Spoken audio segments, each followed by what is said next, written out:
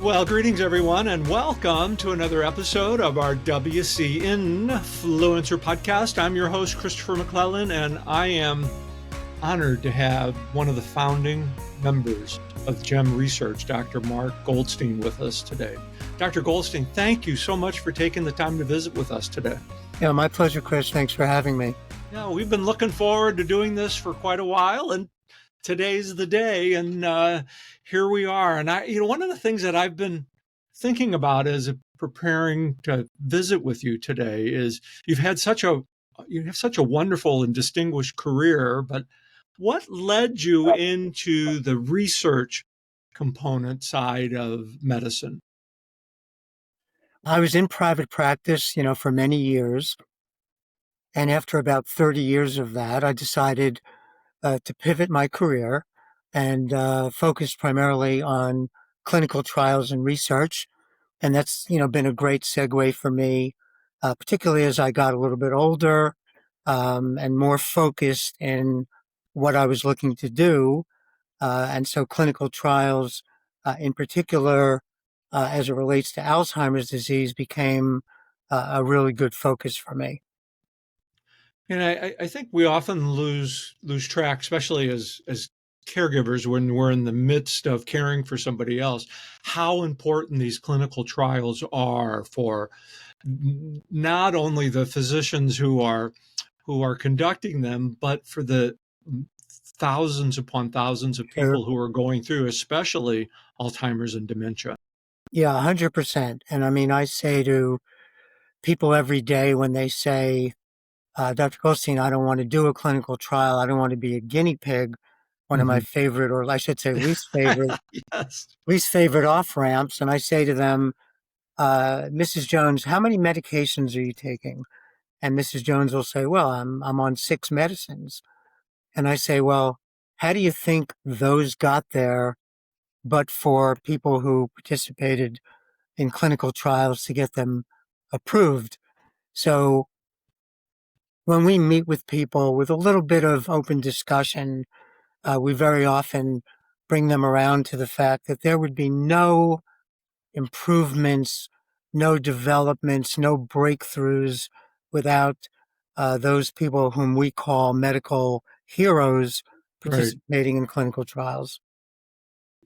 It's so important for people to have a clear understanding how much this helps in the study of all diseases. But you really mentioned at the beginning one of the big topics within the caregiving space is Alzheimer's and dementia. And there's also a misnomer about what actually is Alzheimer's and what actually is dementia. Can you help clarify some of that for our viewers? Sure, that is very common. I don't know if I'd call it a misconception as much as a misappropriation of the term.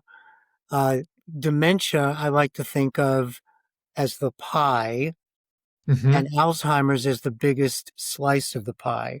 So in other words, dementia is the general term for any condition that causes inability for an individual to manage his or her life properly. So it can involve memory problems, spatial orientation problems, problems with advanced problem solving, word finding, calculations, and so on. And there are many causes of dementia.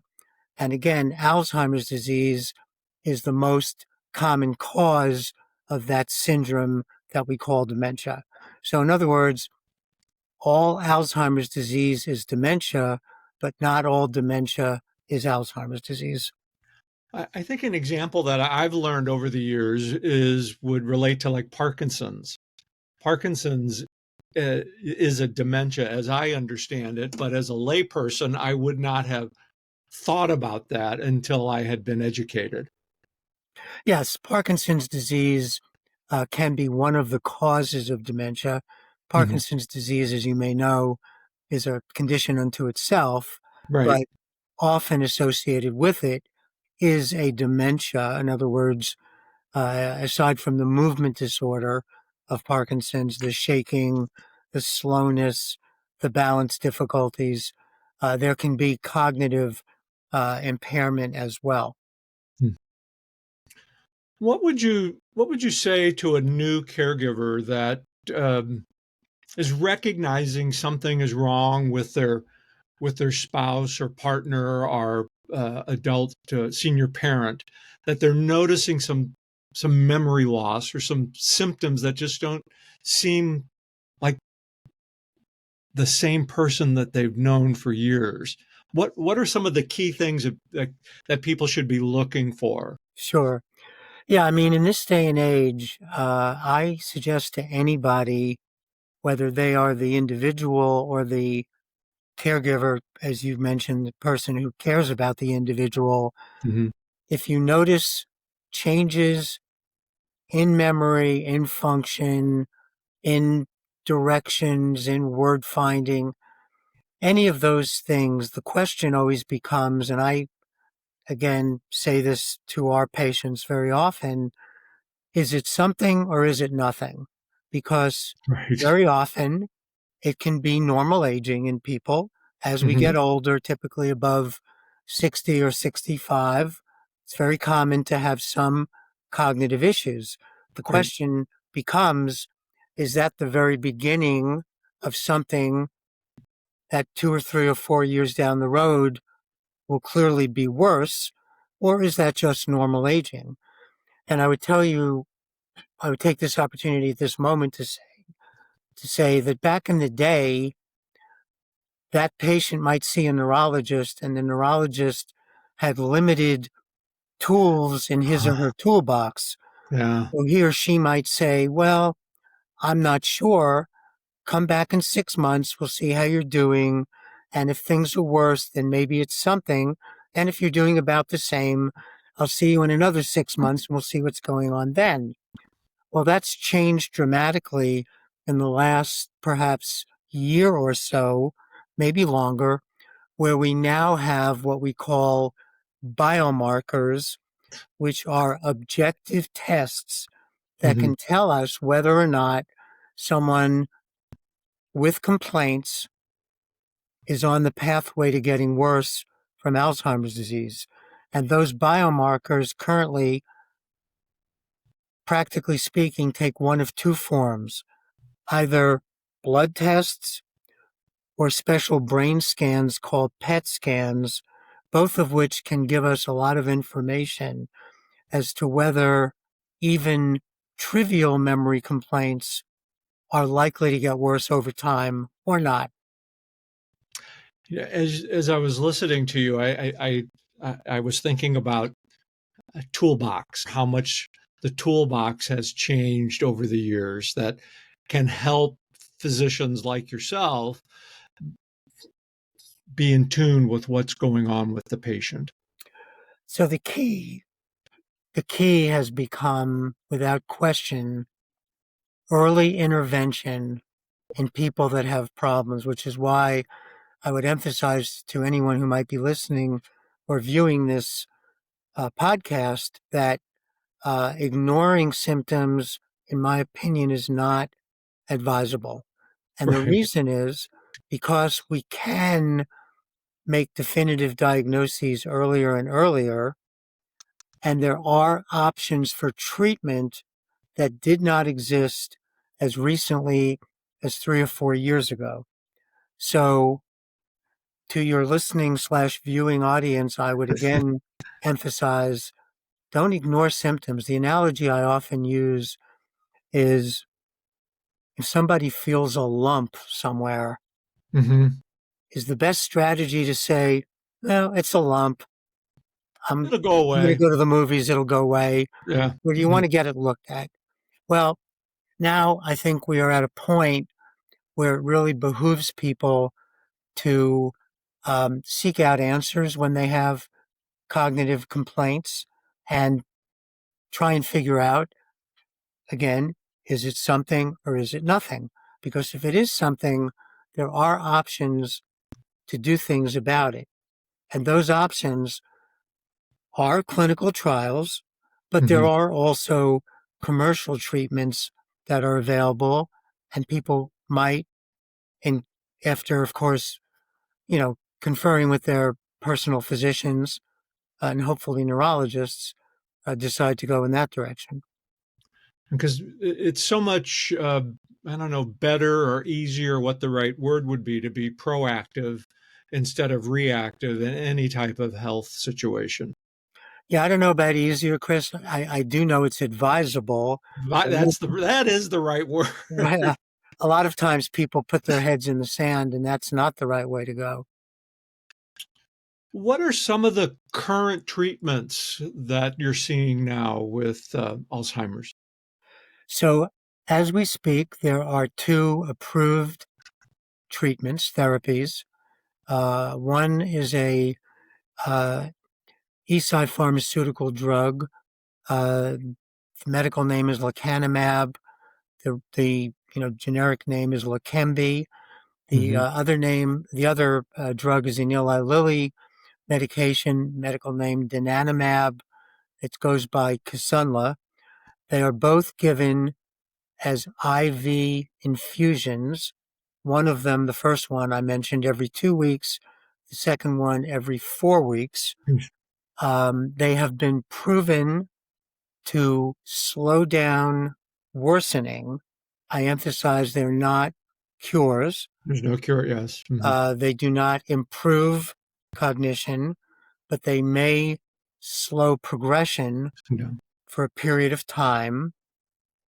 They both have certain recognized side effects, uh, specifically small areas of swelling or bleeding in the brain, very often without causing any symptoms, although sometimes it can cause symptoms, Right. and they require frequent safety monitoring with MRI scans, Right. typically anywhere between 5 to 7 scans in the first 12 months or so.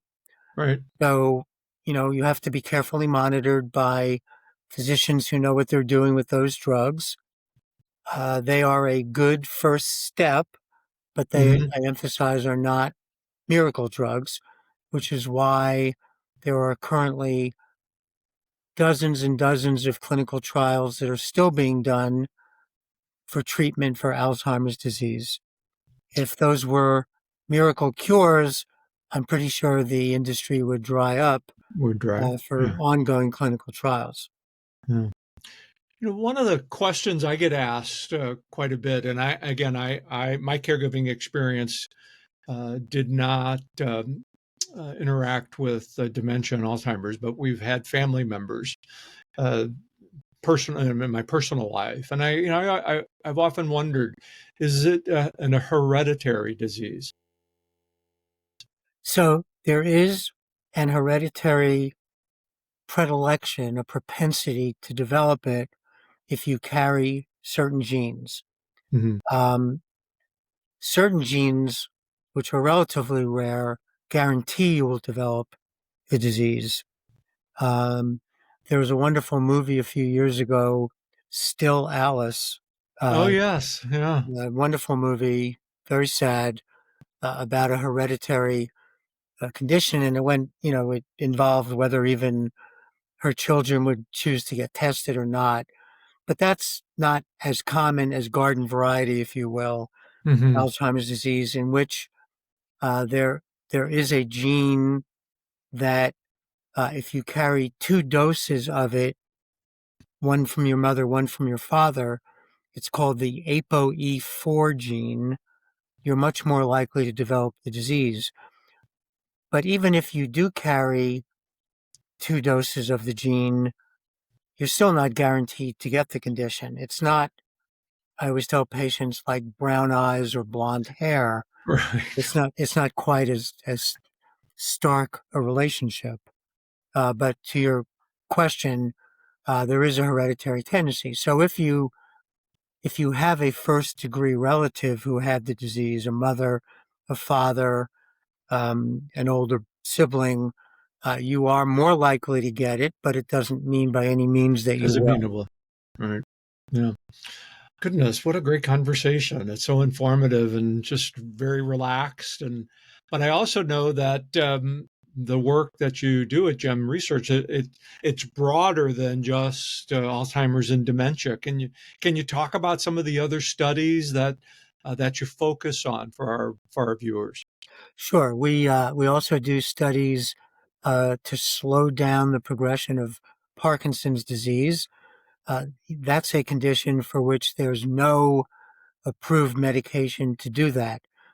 For Parkinson's disease, which in and of itself is a somewhat unfortunate condition, particularly in younger people, um, there are many medications that can help with the symptoms, the movement disorder, the tremor, other situations that those unfortunate people have, but there is no approved medicine that can slow down the progression. So we have clinical trials for that. Um, and we in the past have had trials for multiple sclerosis, seizures, Lewy body dementia, which is another That's a whole uh, other. whole We could other. do a whole podcast on Lewy body dementia. You know where to find me, Yeah. but but yeah, that's a different condition. But again, one for which there's no proven treatment to slow it down. Um, but our main focus in the neuro world at this moment is Alzheimer's disease. I don't mean to put you on the spot when I ask this question. With your vast experience, do you foresee a cure for Alzheimer's and dementia? I do, and in one of two ways, I would say. Um, in addition to doing clinical trials for people who have overtly manifest disease at this time, we have trials for people that are at high risk without Hmm. symptoms. And that's where I believe ultimately big inroads will be made, treating people even before they clinically develop the disease. So we have trials looking at those people. We can identify high risk individuals and offer them treatment options. So that's one way I think great inroads will be made in preventing or curing the disease. The other way I believe it will be made is in combination therapies. Currently, the two drugs that I mentioned that are approved direct their therapeutic uh, focus at ridding the brain of a protein called amyloid, which accumulates in the brains of patients who have Alzheimer's disease. You cannot have Alzheimer's disease without brain amyloid. But that's not the whole answer. There are a lot of other things that go on in the brains of people with Alzheimer's disease. In addition to amyloid, they accumulate another toxic protein called tau, TAU for your listening audience that might want to look that up. There's inflammation that goes on, many other things. And so I believe ultimately combination therapies will be utilized that may even be individualized based on the particular makeup of a given patient's condition. Hmm. A lot of amyloid, a little bit of tau, a lot of inflammation, he or she gets this cocktail. A little bit of amyloid, a lot of tau, not so much inflammation, he or she may get this cocktail. I liken it to the way we treat cancer, where Uh, we can direct therapies based on many different parameters that the patient with cancer might have.